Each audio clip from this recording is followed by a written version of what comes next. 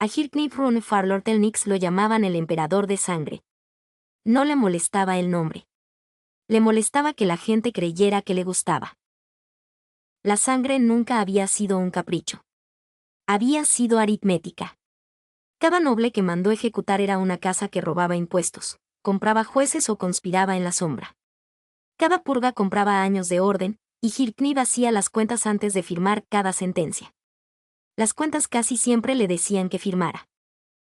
En pocos años había convertido un imperio de nobles gordos y perezosos en una máquina que funcionaba. Ascendió a hombres capaces sin importar su cuna. Quitó tierras a familias inútiles y se las dio a administradores que sabían hacerlas producir. Bajó impuestos a los que trabajaban y se los subió a los que solo heredaban. Al resto lo asustó lo suficiente para que se pusiera a trabajar. El imperio Barut, que antes se sostenía por costumbre, ahora se sostenía por diseño, y ese diseño era suyo. El precio lo pagaba en horas de sueño. Hirknip se levantaba antes que sus criados y se acostaba después que sus guardias. Leía informes hasta que las letras se le movían solas. Desconfiaba de todos por método, no por carácter, porque un emperador que confiaba en la persona equivocada no llegaba a viejo. Su despacho estaba lleno de mapas, listas y cartas selladas. En una esquina había un jarrón con flores frescas que él nunca miraba. Lo mantenía un ayudante para que las visitas creyeran que el emperador tenía tiempo para cosas bonitas. No lo tenía. Ese día, como casi todos, empezó con un problema, y el problema tenía nombre. La casa Bantel. ¿Otra vez el marqués Rick? Preguntó Hirknip. Su ministro de Información asintió. Era un hombre delgado que nunca sonreía, cosa que a Hirknip le parecía una virtud. Otra vez, Majestad. Ha invitado a cenar a 4 casas menores en un mes. Las mismas que se quejaron de los nuevos impuestos. Habla de devolverle su voz a la nobleza. Dijo el ministro. Qué frase tan bonita para decir, quiero robar como antes. Dijo Hirknip. También tanteó a casas nuevas, en ascenso. Buscaban números y dinero. Dijo el ministro. ¿Alguna aceptó? Preguntó Hirknip. Ninguna que importe. Una casa menor de frontera, los Ludenberg, recibió a su emisario y lo despachó sin comprometerse. El niño que maneja esa casa dijo, más o menos, que no pensaba meter a su familia en la próxima purga. Dijo el ministro. Hirknip levantó una ceja. Era la primera vez en la conversación que algo le interesaba de verdad. ¿Un niño dijo eso? Preguntó Hirknip. Un niño de 8 o 9 años, Majestad. La casa que vendió los 100 caballos en Errandol hace un par de años, la que pusimos en observación. Dijo el ministro. Hirknip recordaba el caso. Un movimiento comercial pequeño, legal por un pelo, hecho con más cabeza de la que solía tener una casa arruinada. Déjame adivinar. Vuelven a crecer. Dijo Hirknip. Sí, Majestad. Abrieron una segunda propiedad. Ahora compraron una tercera. Su institución para niños llena aulas de nobles menores y comerciantes ricos. Pagan sus impuestos completos y a tiempo, algo tan raro que el recaudador lo anotó como sospechoso. Y sobrevivieron a la fiebre del invierno pasado, cerraron las aulas 3 semanas, aislaron a los enfermos y no perdieron a un solo niño interno. En medio barrio hubo entierros. En su casa, no. Dijo el ministro. Eso hizo que Hirknip se detuviera un segundo. Una casa arruinada que se levanta, paga sus impuestos, rechaza una conspiración y le gana una plaga. ¡Qué gente tan molesta de tan competente! Cuando termine con Bantel, quiero un informe completo de ese niño. No para castigarlo. Para saber si algún día me sirve o me estorba. Dijo Hirknip. Sí, Majestad. Respondió el ministro. Con eso, el asunto del niño quedó archivado. Hirknip tenía cosas más grandes sobre la mesa. Cuando el ministro se retiró, entraron los caballeros imperiales.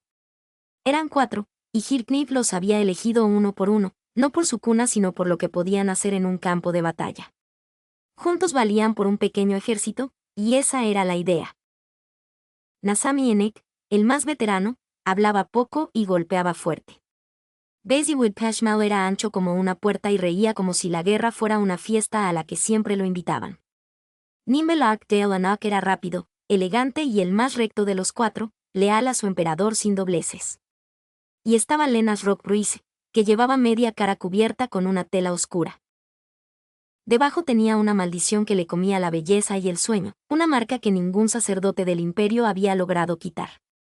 Servía a Hirknip por una razón simple, se decía que solo la magia más alta del mundo podría curarla, y quien mandaba sobre la magia más alta del imperio era el emperador. Bantel va a moverse pronto. Cuando lo haga, quiero que la ciudad recuerde por qué no conviene moverse contra mí. Dijo Hirknip. ¿Los matamos a todos o dejamos algunos para el verdugo, Majestad? Preguntó Basiwood, demasiado alegre para la pregunta. A los mercenarios que suelten las armas, déjenlos. Solo venden su tiempo. A los Bantel, ninguno. Dijo Hirknip. ¿Y si piden clemencia? Preguntó Lenas. La clemencia es cara y yo llevo el presupuesto. Hoy no alcanza. Dijo Hirknip. Nadie rió, salvo Basiwood, que reía por todos. Antes de la casa, Hirknip bajó a ver a Flutter Paradine. La torre del viejo mago olía a tinta, a cera y a algo que ardía despacio. Había libros por todas partes, algunos abiertos, otros encadenados a las mesas. Flutter no levantó la vista cuando el emperador entró. Muy pocos hombres en el mundo podían darse ese lujo. Flutter era uno, porque su poder valía más que sus modales. Majestad. ¿Viene por la guerra o por los rebeldes? Preguntó Flutter, todavía sin mirarlo. Por los dos. Necesito su fuego en la ciudad y su cabeza en el mapa. Dijo Hirknip. Le presto el fuego. La cabeza está ocupada. Dijo Flutter. ¿En qué? Preguntó Hirknip. Flutter por fin lo miró, y en sus ojos había el mismo brillo de siempre, el de un hombre que llevaba toda una vida persiguiendo algo que nunca terminaba de alcanzar. En lo que hay por encima de mí. Toda mi vida trepé la escalera de la magia. Llegué más alto que casi cualquier humano vivo. Y desde aquí arriba veo que la escalera sigue, Majestad. Sigue hacia un lugar donde ningún humano ha puesto el pie. Sueño con encontrar la mano que talló esos escalones. Dijo Flutter. A Hirknip le corrió un frío por la espalda que no le gustó. Flutter era la mejor arma del imperio, pero un arma que soñaba con encontrar a alguien más fuerte que su dueño era un arma con la que había que dormir con un ojo abierto. Encuentre lo que quiera. Después de ayudarme a colgar a Bantel. Dijo Hirknip. Por supuesto, Majestad. Los rebeldes son aburridos, pero rápidos de resolver. Respondió Flutter, y volvió a sus libros como si el emperador ya se hubiera ido. Esa misma semana, el marqués Osric Vantal pidió audiencia. Hirknip se la concedió, porque un buen cazador deja que la presa se acerque al cebo por su propia voluntad. Bantel entró como entraban los nobles viejos, con demasiada tela, demasiado perfume y la certeza heredada de que el mundo le debía algo. Era un hombre de unos 60 años, de mentón alto y manos suaves que nunca habían trabajado. Hizo la reverencia mínima que el protocolo permitía, y en su cara se leyó lo que le costaba, doblar la espalda ante un emperador que tenía la edad de sus nietos. Majestad, hablo por muchas casas que ya no se atreven a hablar. El imperio se ha vuelto frío. Los títulos ya no significan nada. Un mercader con suerte cena hoy donde antes solo cenaba la sangre antigua. Dijo Bantel. ¿Y eso le parece mal? Preguntó Hirknip, con paciencia de gato. Me parece un desorden. La sangre es sangre.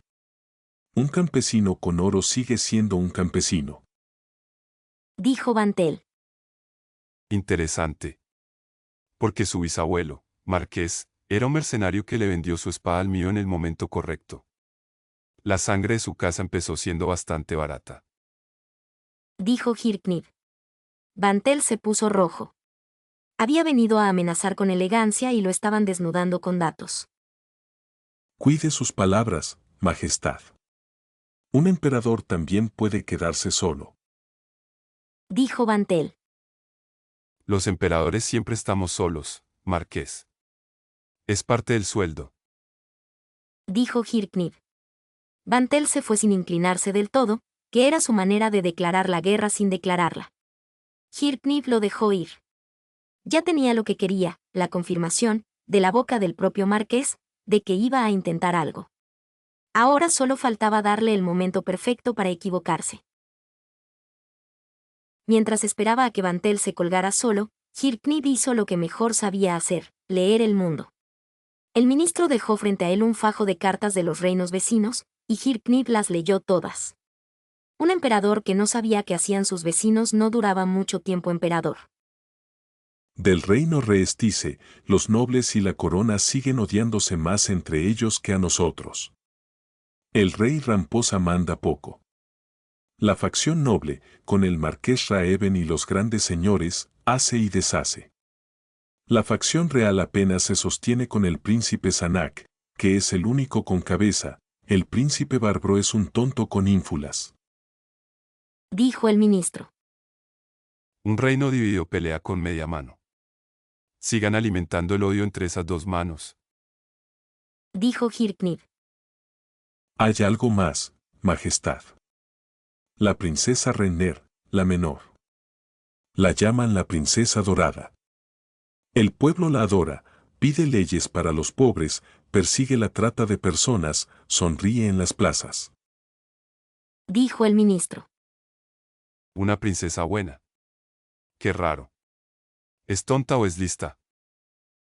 Preguntó Hirknir. Nuestros informes no se ponen de acuerdo, Majestad. Unos dicen santa. Otros dicen que detrás de esa sonrisa hay algo que no cierra. Dijo el ministro. Vigílenla. La gente que sonríe también suele guardar los dientes para después. Dijo Hirknir. Pero Gezav Stronov sigue siendo su capitán de guerreros. Y sigue siendo Gezav Stronov. Dijo el ministro. Hirknir apretó los labios. Ese nombre siempre le arruinaba las buenas noticias. Un campesino con una espada que vale por un batallón. El rey más inútil del continente tiene al mejor guerrero del continente cuidándole la puerta. La suerte no reparte con justicia. Dijo Hirknir. Del reino dragón, sin cambios. La reina Draudillo Noriculu sigue en el trono. Dijo el ministro. Sigue pareciendo una niña. Preguntó Hirknir. Sigue pareciendo una niña, Majestad, aunque tiene más años que muchos de sus consejeros. Sangre de dragón. Gasta lo que no tiene para pagar mercenarios y mantener a raya a los hombres bestia que le muerden las fronteras. Dijo el ministro.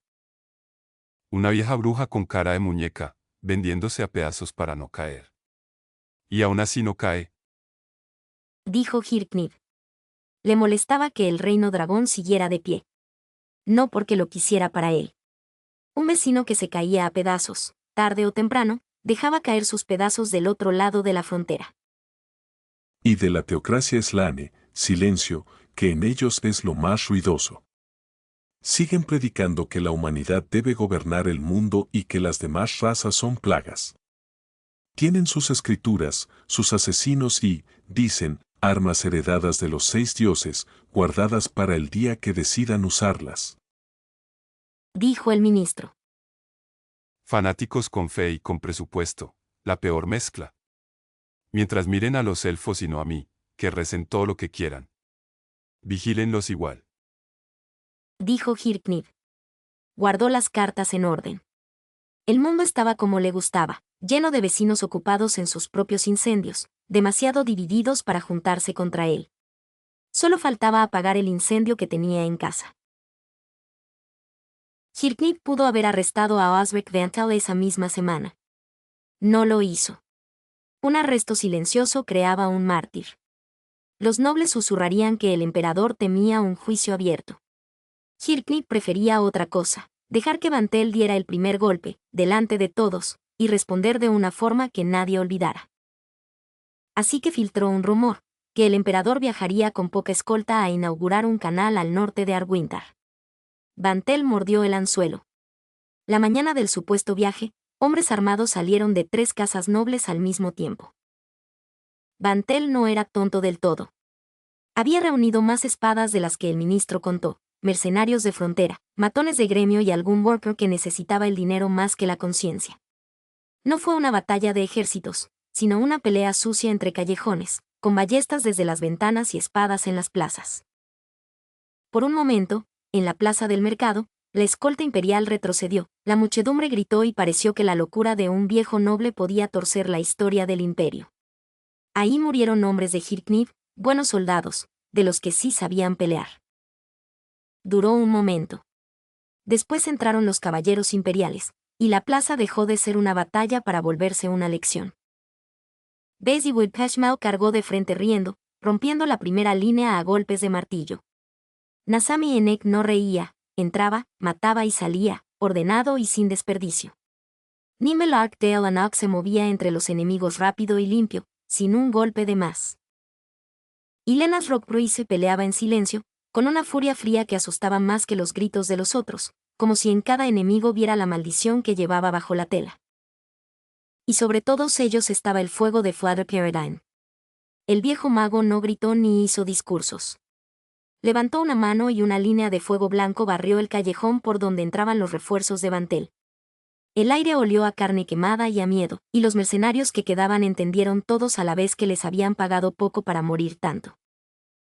Esto interrumpe mi estudio, Dijo Fluder, con el tono de quien se queja de la lluvia.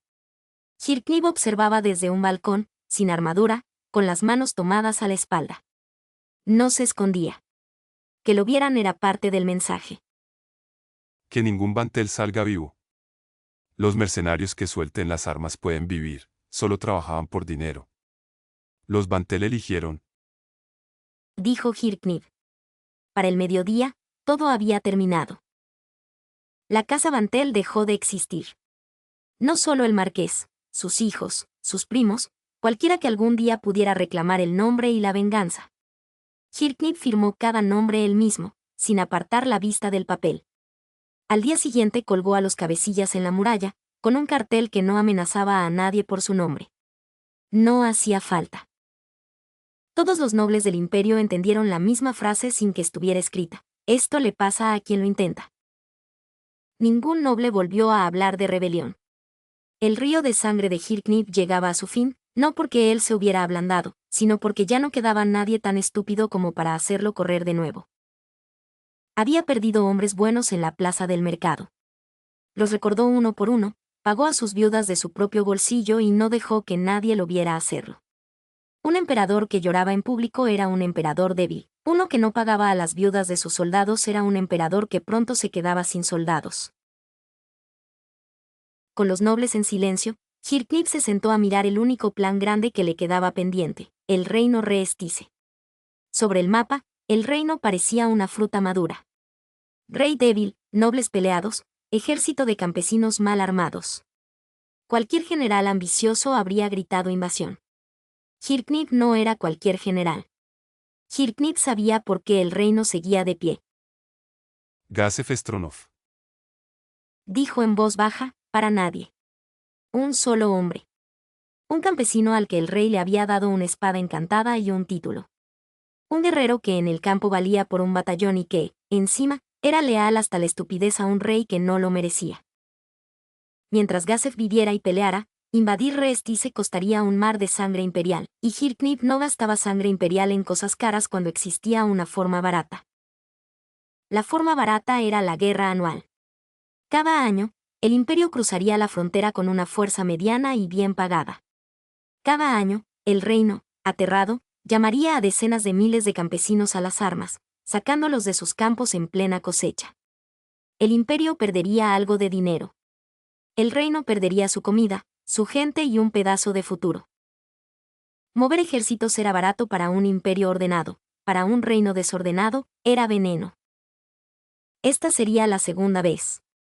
Hirknip ya sabía que no sería la última. Con el tiempo, aquella guerra se volvería tan rutinaria como cobrar impuestos. La guerra se declaró en primavera, en el campo de Katze. Era un lugar feo, tierra plana, viento constante, un río lento. Un buen sitio para pelear, si es que alguno lo era. Del lado imperial formaron soldados de verdad, entrenados durante todo el año, más ordenados que brillantes, además de las levas nobles obligadas a servir.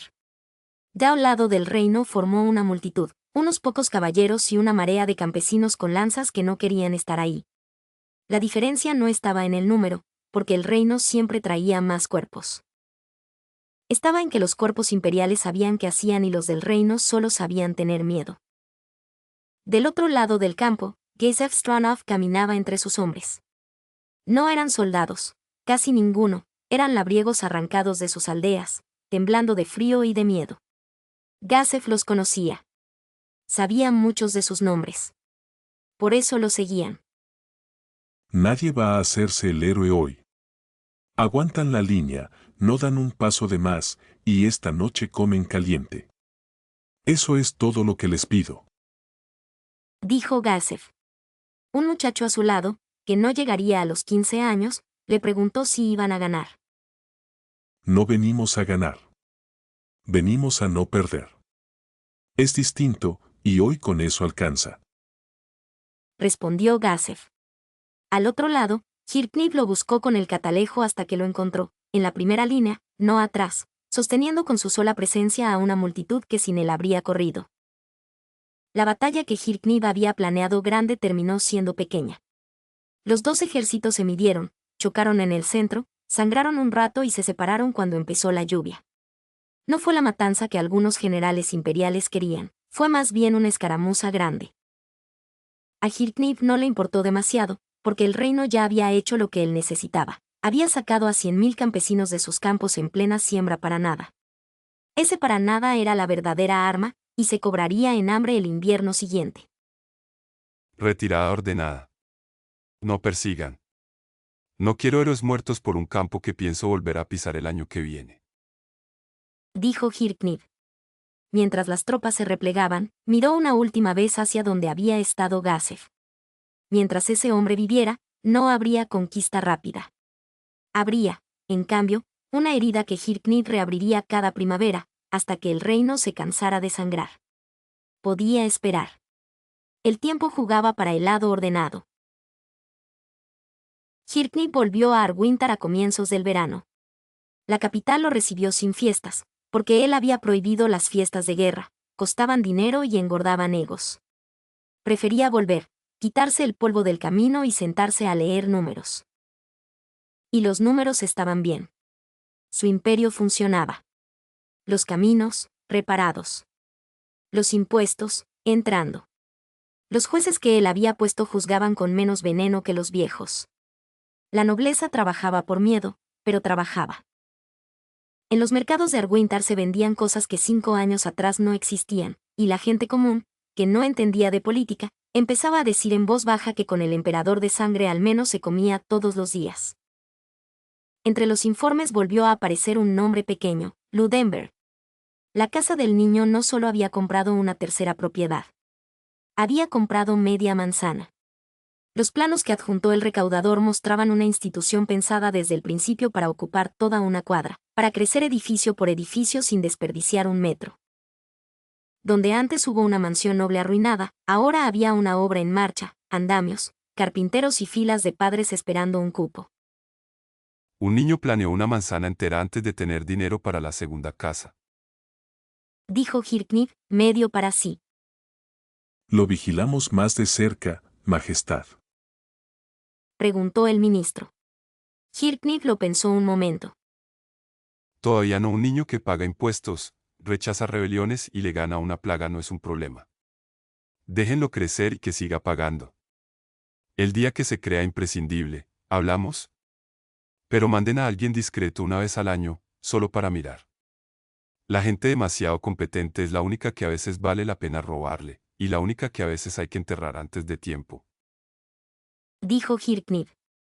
Esa noche, en su despacho, Hirknib abrió un cajón cerrado con llave y sacó una lista escrita de su puño. Tachó la primera línea, que decía la nobleza vieja, y al lado escribió una sola palabra, hecho. Debajo, subrayó la línea siguiente. Reestice. No la iba a conquistar este año, ni el próximo.